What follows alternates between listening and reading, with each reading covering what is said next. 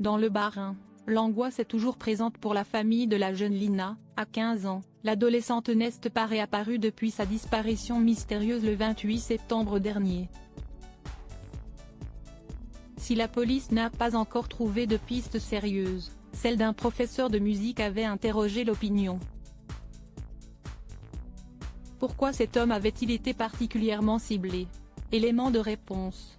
Si est-il l'un des premiers à avoir été suspecté dans l'affaire de la disparition de Lina, alors que l'adolescente de 15 ans n'a donné aucun signe de vie depuis le samedi 28 septembre, et son trajet parcouru entre chez sa maman et la gare de Saint-Blaise-la-Roche, où elle n'est jamais arrivée. L'enquête s'était rapidement concentrée sur un point, celui de la fameuse voiture bleue dans laquelle un retraité aurait vu Lina en compagnie d'un homme.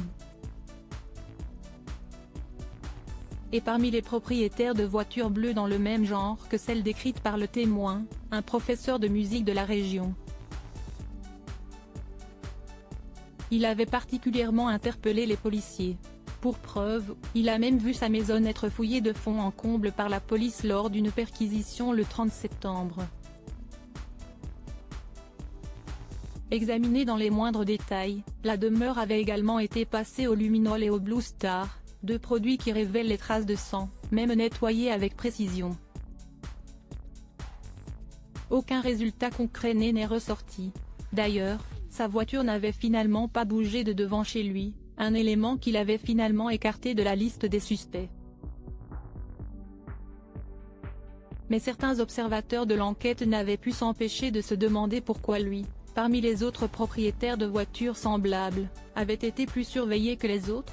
Un témoignage pas toujours facile en réalité, selon le général François Daoust, directeur du centre de recherche de la gendarmerie, qui était invité chez nos confrères de RTL pour évoquer l'affaire. Il s'agit simplement de ces réponses, qui n'ont pas toujours satisfait les enquêteurs.